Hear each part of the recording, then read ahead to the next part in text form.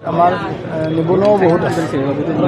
উদ্দেশ্য দুটাই, মৎস্য উৎপাদনৰ ক্ষেত্ৰত আমি বৰক্ষেত্ৰবাসীয়ে ৰাজ্যখনক অকণমান কণ্ট্ৰিবিউশ্যন কৰে আৰু তাৰ লগে লগে আমাৰ বৰক্ষেত্ৰত অলপ যুৱতী হওক যুৱকযুৱতী হওক অলপ সংস্থাপন দিয়াৰ এটা পৰিকল্পনা হাতত লৈ এই আমাৰ মৎস্য প্ৰকল্পটো আৰম্ভ কৰিছোঁ। আজি মীন বিভাগৰ মন্ত্ৰী মহোদয় আৰু আমাৰ বিভাগীয় বিষয়া কৰ্মচাৰীৰ সহযোগত আজি আমি এই প্ৰকল্পটো উদ্বোধন কৰিম। আৰু পৰম্পৰাগতভাৱে মৎস্য উৎপাদন জল বিল বা জলাশয়ত কৰা হয়, ইয়াত কিন্তু এটা যথেষ্ট বৈজ্ঞানিক পদ্ধতিৰে কৰা হয়। এইটো নতুন টেকন'লজি, মানে কম ঠাইত অধিক মাছ উৎপাদন, এইটো এটা লক্ষ্য। দ্বিতীয়তে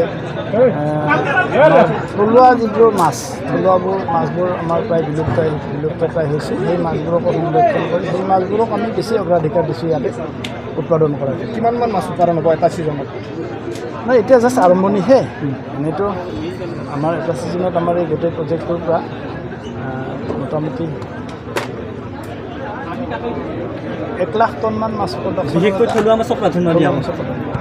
ইয়াত নিবনুৱা সংস্থাপনৰ ক্ষেত্ৰত কেনেধৰণৰ ভূমিকা ল'ব? নাই, এইটো ইয়াতে চাওক, ইয়াতে আমি এই প্ৰজেক্টটোত আমাৰ কেইবাগৰাকীও যুৱক যুৱতী দৰকাৰ হ'ব। প্ৰডাকশ্যন যাব, ইয়াক আমি এতিয়া খুচুৰা বিক্ৰীৰ ক্ষেত্ৰত যেতিয়া খুচুৰাভাৱে বিক্ৰী কৰা যাব, তেতিয়া আমাৰ বহুত ল'ৰা ছোৱালীক আমি ইয়াৰ জৰিয়তে সংস্থাপন দিয়াৰ এটা পৰিকল্পনা আছে। আৰু পৰিকল্পনা বৰক্ষেত্ৰত তেনেকুৱা কিবা আছে? পৰিকল্পনাটো বহুত আছে। আমাৰ পশুপালনৰ পৰিকল্পনা আছে, কৃষিৰ ক্ষেত্ৰত পৰিকল্পনা আছে, মৎস্য পৰিকল্পনা বহুত আছে। কিমানখিনি সফল হওঁ, আমাৰ যুৱকসকলৰ সঁহাৰি, আমাৰ আপোনালোকৰো সঁহাৰি, সকলোৰে সঁহাৰি পালে নিশ্চয় সফল হ'ব পাৰিম। নিবনুৱা সমস্যা সমাধানৰ এইবিলাক পদক্ষেপে মূল লক্ষ্য এই নিবনুৱা সমস্যা সমাধান। যাতে মোৰ ব্যক্তিগতভাৱে ইয়াৰ পৰা আমি লাভৱান হোৱাৰ আমাৰ কোনো অভিপ্ৰায় নাই।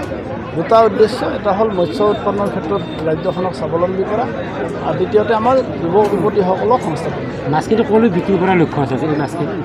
মাছৰ বজাৰটো চাওক, মাছৰ এতিয়া আমাৰ গুৱাহাটীখনে আমাৰ মূল বজাৰ মাছৰ। গুৱাহাটীখনতে আমাৰ মাছৰ চাহিদা বহুত আছে। আমি এইখিনি উৎপাদন কৰি যদি গুৱাহাটীলৈকে লৈ যাব পাৰোঁ, আমি হ'ব এটা ভাল পাইকাৰী বজাৰ হয়তো ইয়াত উপলব্ধ হ'ব। ইয়াৰ পৰাতো পাইকাৰীও হ'ব, পাইকাৰীয়েতো লৈ যাব লাগিব, আৰু খুচৰাও আমি পৰৱৰ্তী সময়ত আমি পৰিকল্পনা কৰিছোঁ খুচৰা ব্যৱহাৰ